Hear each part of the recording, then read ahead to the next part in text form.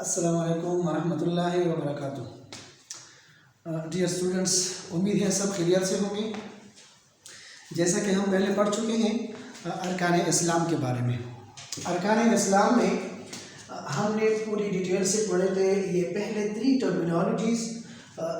سب سے پہلے ہم نے پڑھا تھا کلمہ شہادت، جو کہ ہے اشہد ان لا الہ الا اللہ و اشہد ان محمد عبدہ و رسولہ۔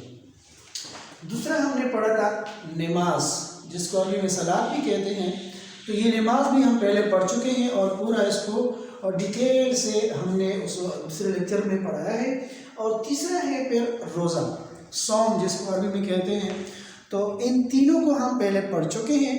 اب آتے ہیں باقی 2 جو ٹرمینالوجیز ہمارے پاس رہتے ہیں، یا جو 2 ارکان اسلام ہمارے پاس رہتے ہیں، اس کے بارے میں آج ہم پڑھیں گے۔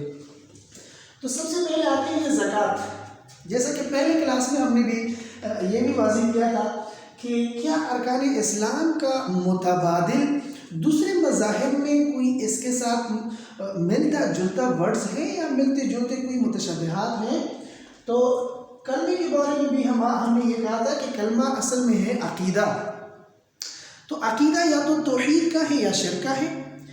عقیدہ توحید مسلمانوں کا نظریہ ہے، ایک سوچ ہے، ایک خیال ہے، ایک تصور ہے۔ اور عقیدے کے ساتھ پھر دوسرا تصور جو ہے وہ شرک کا ہے، جو دیگر مذاہب میں اس کا کنسیپٹ ہے۔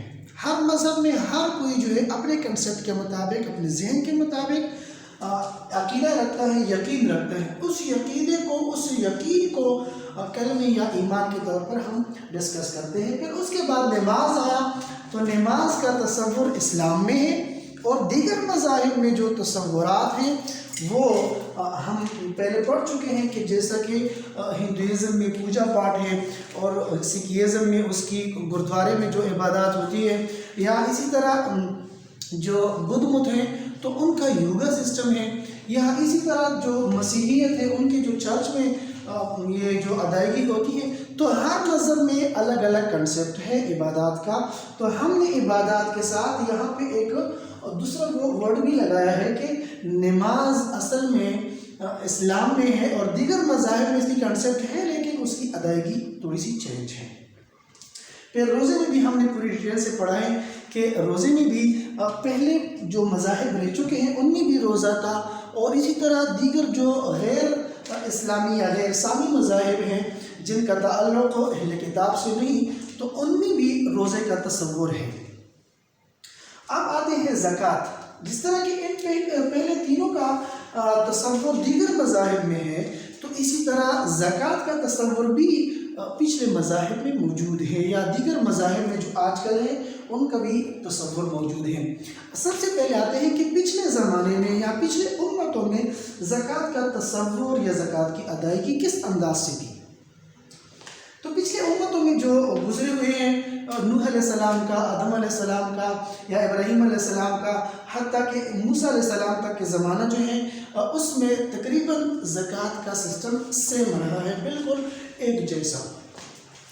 طریقہ کار یہ تھا کہ سب سے پہلے زکوٰۃ جو نکالا جاتا تھا، تو زکوٰۃ کو ایک کھلے میدان میں رکھ لیتے، اور اللہ تعالیٰ کی طرف سے اس کے لیے آسمان سے آگ آتا، اور وہ اگر آگ جلا لیتے تو اس کا مطلب یہ تھا کہ یہ زکوٰۃ اس نے صحیح طریقے سے ادا کیا ہے۔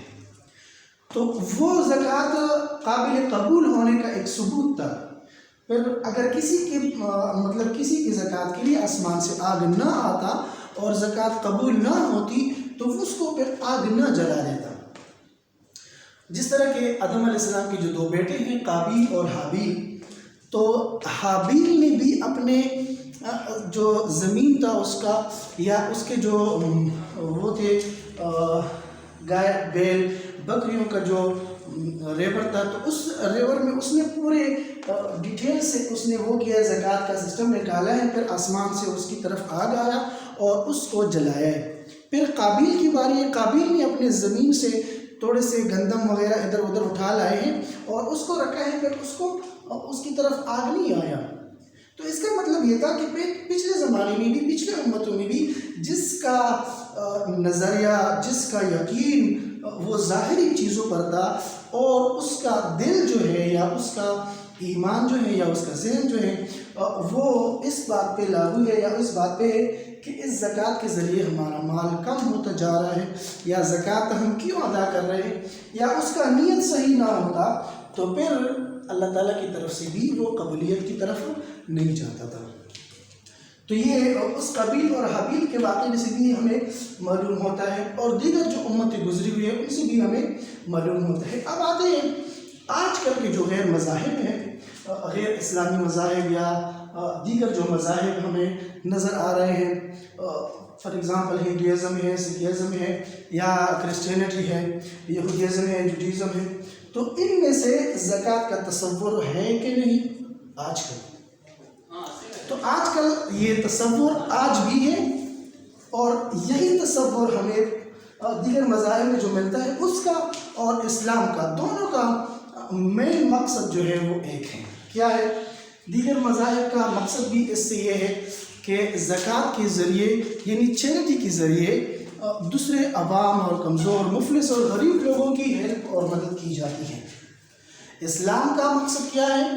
اسلام کا مقصد بھی یہ ہے کہ اس کے ذریعے مسلمانوں کا، ایک کمزور طبقے کا، مفلس کا اور غریب لوگوں کا اس سے گزارا ہوتا ہے، یا اس کی طرف ہمدردانہ ایک نظریہ یا ہمدردانہ سوچ انسان کا جو ہے وہ اجاگر ہوتا ہے۔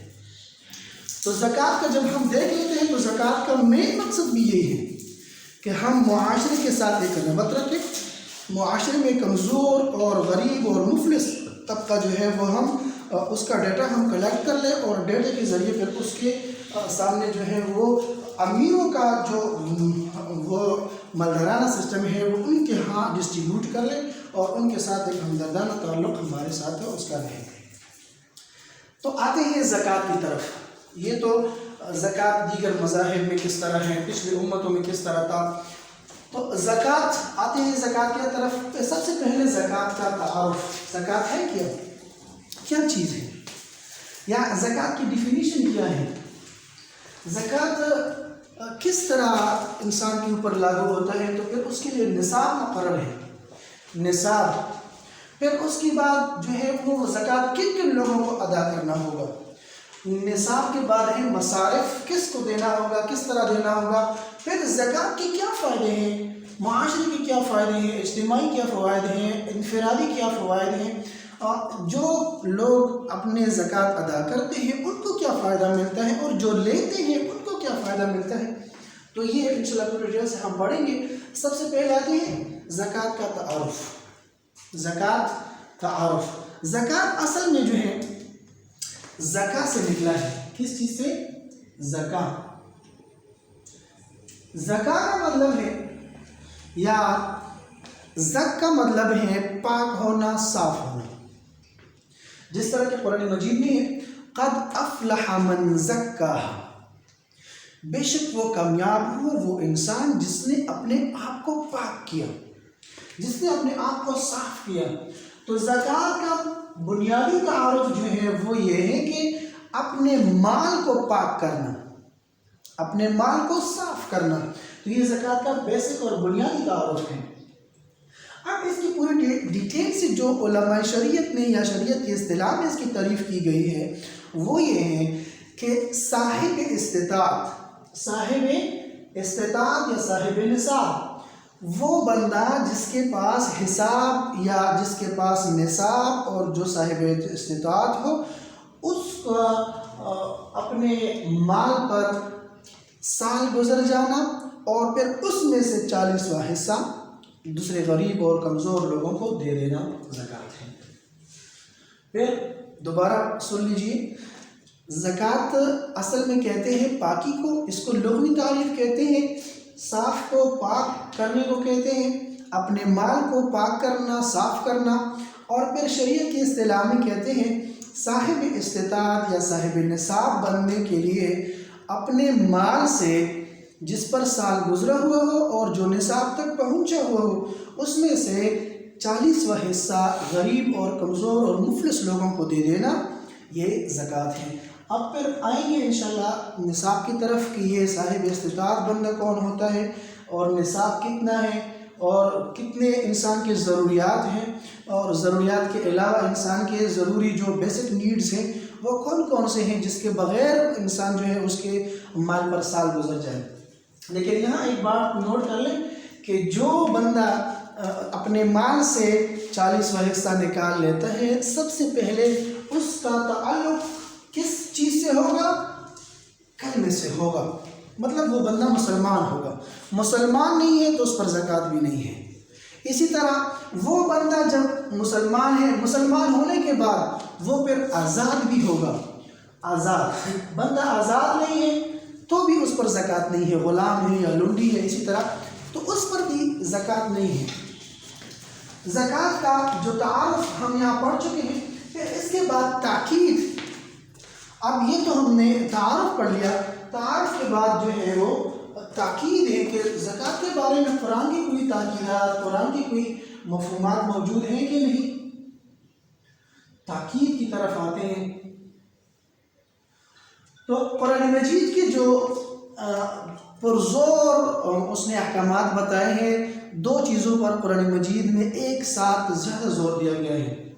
جہاں بھی بات آتی ہے کلمے کے بعد نماز کا، تو اس کے ساتھ فوراً ذکر آتا ہے زکوٰۃ کا، وَأَقِیمُوا الصَّلَاةَ وَآتُوا الزَّکَاةَ۔ جہاں بھی آپ نماز کو دیکھ لیتے ہیں تو نماز کے ساتھ ساتھ ہی زکوٰۃ کا حکم آ جاتا ہے۔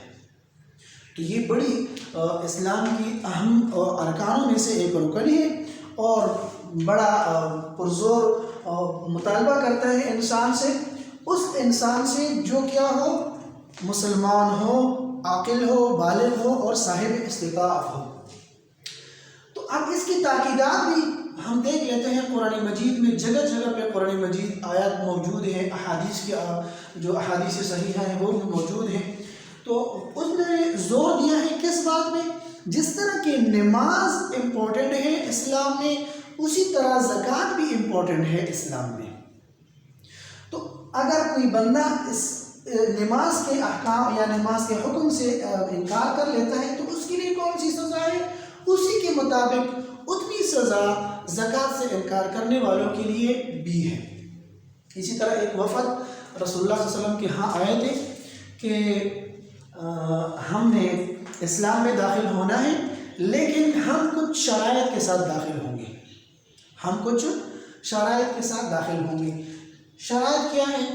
شرائط یہ تھی کہ ہم کلمہ پڑھیں گے لیکن ہم مدینہ میں نہیں رہیں گے۔ صحیح ہے، رسول اللہ صلی اللہ علیہ وسلم نے فرمایا کہ ہاں ایکسیپٹیبل ہے، آپ مدینہ میں نہ رہیں، خیر۔ پھر انہوں نے ایک درخواست کی کہ ہم اسلام میں داخل ہو رہے ہیں لیکن ہم غریبوں اور کمزوروں اور بے بسوں کے ساتھ وہ ہمدردانہ سلوک نہیں اختیار کریں گے۔ رسول اللہ صلی اللہ علیہ وسلم نے فرمایا کہ خیر ہے۔ پھر انہوں نے کہا کہ ہم زکوٰۃ بھی نہیں دیں گے، پھر کہا کہ ہم نماز بھی نہیں پڑھیں گے، نماز نہیں پڑھیں گے اور زکوٰۃ بھی نہیں دیں گے، جیسا پہ قرآن مجید کی بار بار آیاتوں کا تذکرہ آتا ہے، وَأَقِیمُوا الصَّلَاةَ وَآتُوا الزَّکَاةَ۔ ہم ان کو نہیں مانیں گے لیکن اسلام میں داخل ہو رہے ہیں۔ تو رسول اللہ صلی اللہ علیہ وسلم نے فرمایا کہ نماز اور زکوٰۃ ہی اسلام کے وہ بیسک ستون ہے، بیسک پلر ہے، جس کی وجہ سے بندہ اسلام میں اپنی اسلام کو برقرار رکھا جا سکتا ہے۔ اب انسان کی مطلب ایمان تو لے آیا لیکن اس نے اپنی ایمان کو برقرار نہیں رکھا تو وہ تو پھر آخر میں ضائع ہو سکتا ہے، وہ تو مطلب وہ ختم ہو سکتا ہے۔ اب ختم ہونے کے لیے، ختم ہونے سے بچانے کے لیے اس نے ان باقی جو ارکان ہیں اس کو فالو کرنا ہوگا، اس کو ماننا ہوگا، اس کے مطابق اپنے آپ کو چلانا ہوگا۔ تو زکوٰۃ کا تعارف کے بعد ہم نے پڑھا ہے زکوٰۃ کی تاکید قرآن مجید نے بھرپور انداز سے کی ہے، پھر احادیث میں بھی کی ہے، پھر صحابہ نے بھی کی ہے۔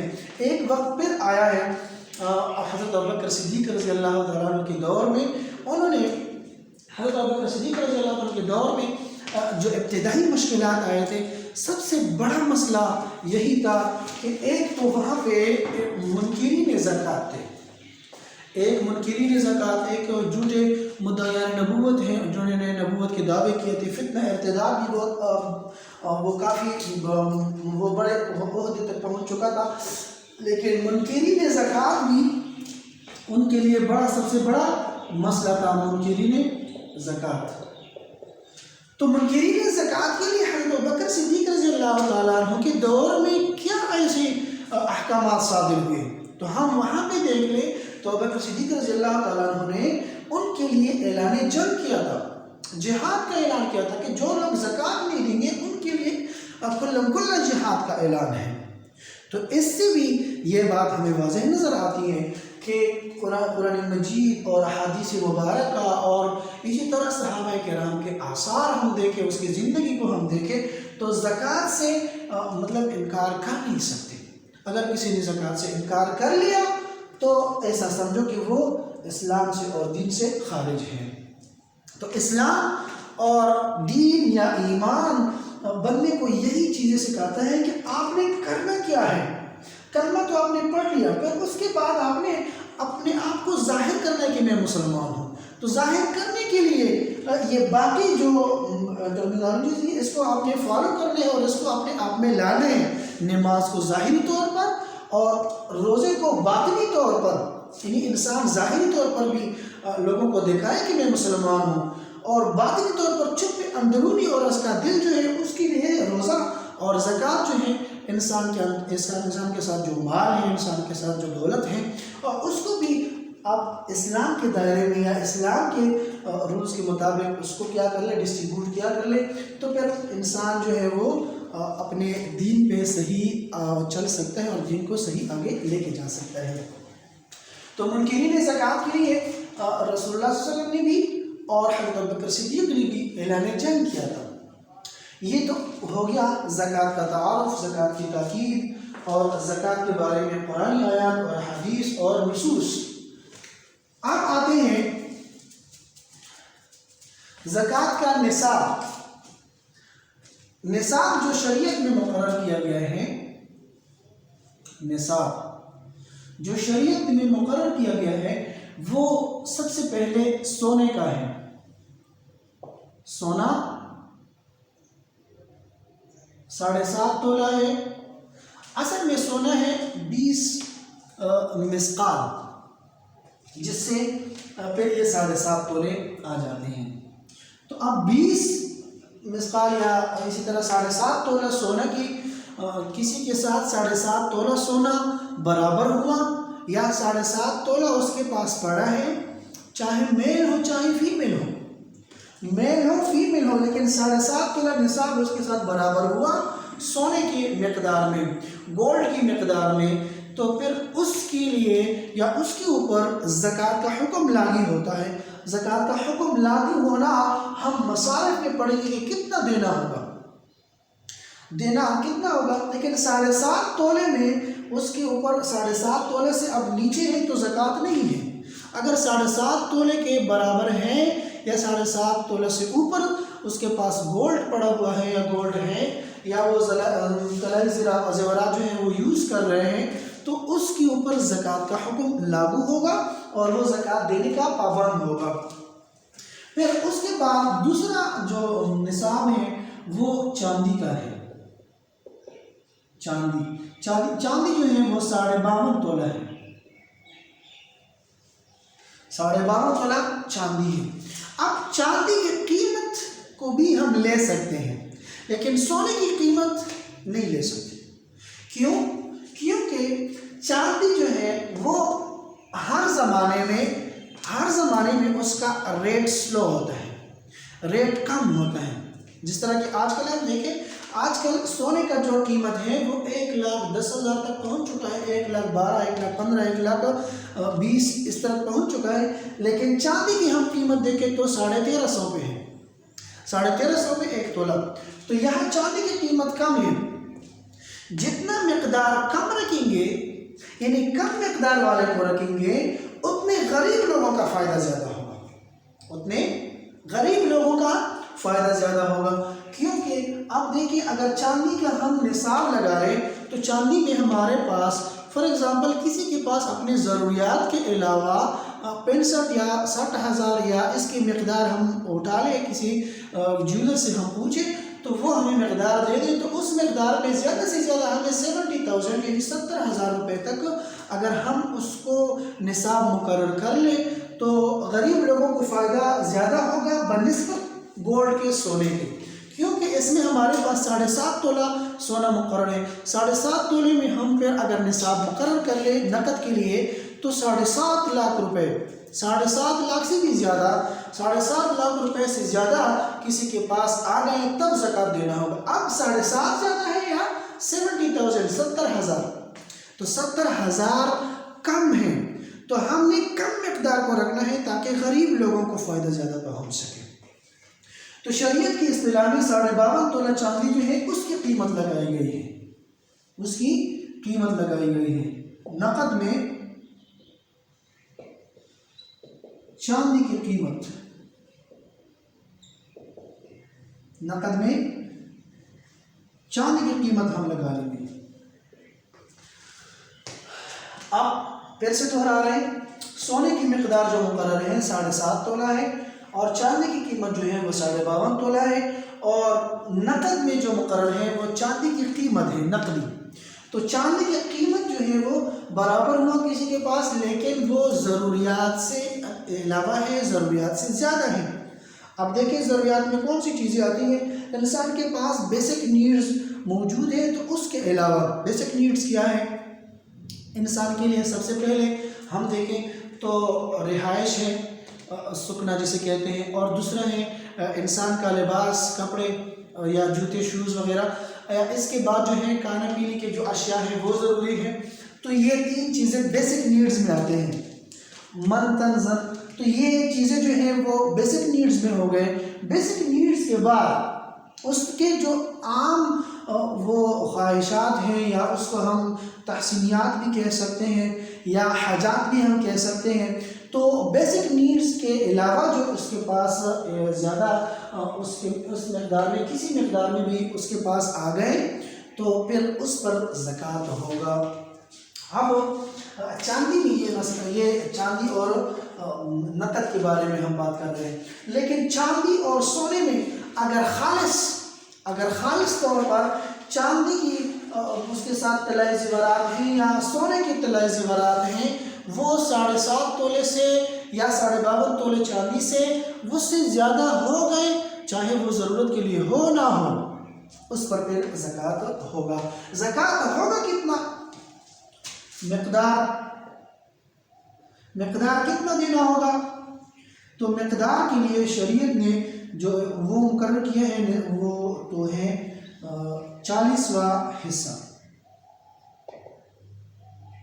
40واں حصہ۔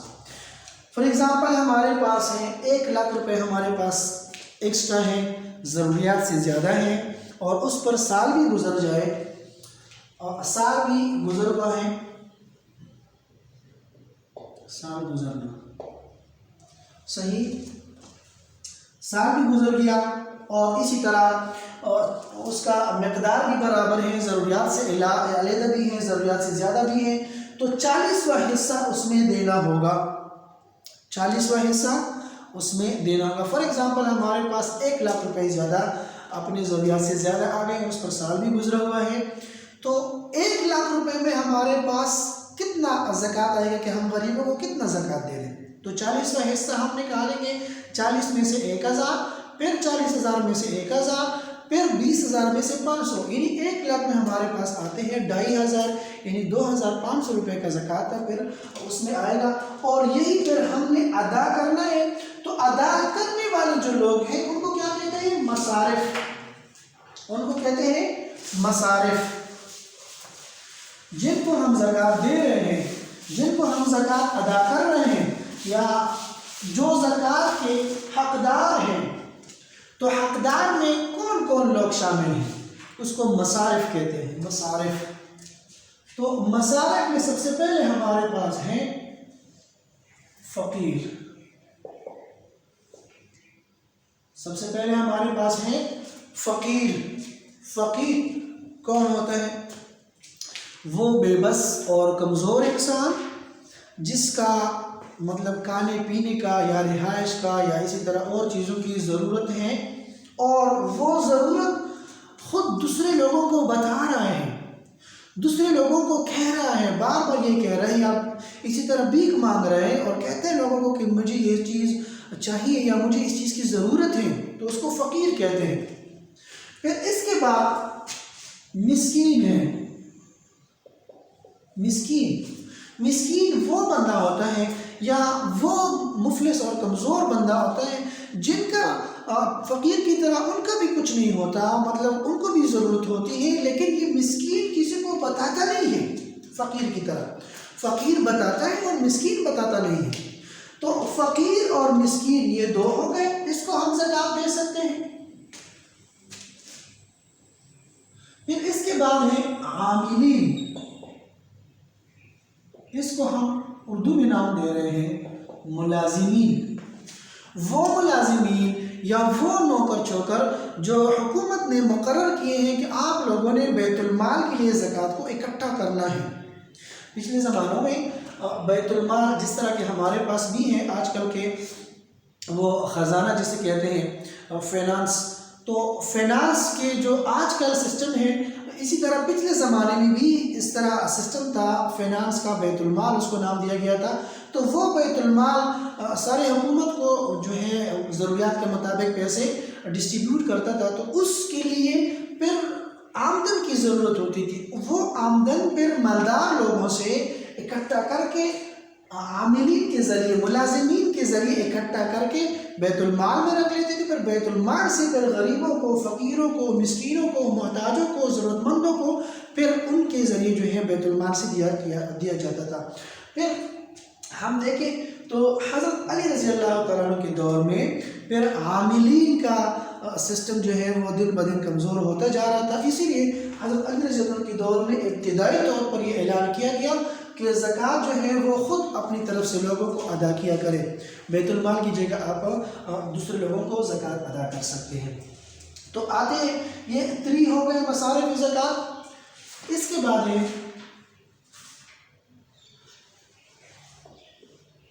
مؤلفۃ قلوب۔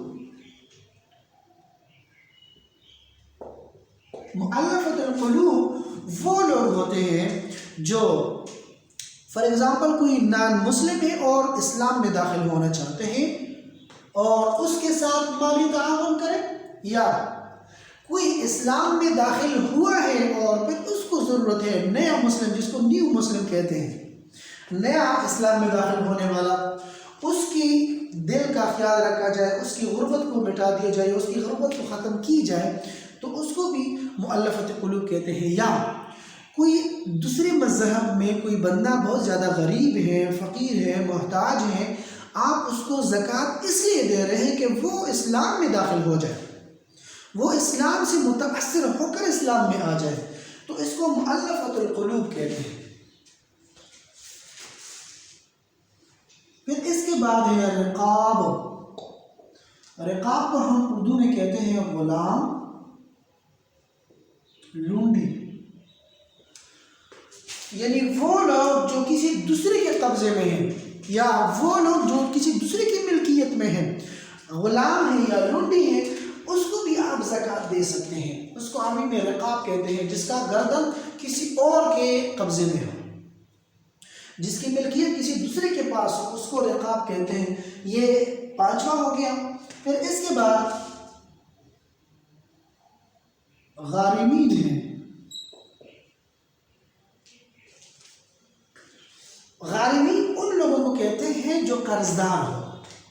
فار ایگزامپل کوئی بندہ ہے، وہ بہت زیادہ مالدار تھا، اس کا اپنا گزارا صحیح طریقے سے چل رہا تھا، لیکن کسی بیماری کی وجہ سے، کسی اور حالات کی وجہ سے یا کسی اور حادثے کی وجہ سے وہ بندہ قرض دار ہوا، قرض اس کے اوپر اتنا زیادہ ہوا کہ اب وہ غریب بننے جا رہا ہے یا غریب ہو رہا ہے یا غریب ہوا ہے، تو اس قرض دار کو بھی آپ زکوٰۃ دے سکتے ہیں۔ اس کو ہم اردو میں کہتے ہیں قرض دار، یعنی وہ بندہ جس کو قرض میں ڈبایا ہوا ہے یا قرض میں ڈوبا ہوا ہے، تو اس بندے کو بھی آپ زکوٰۃ دے سکتے ہیں۔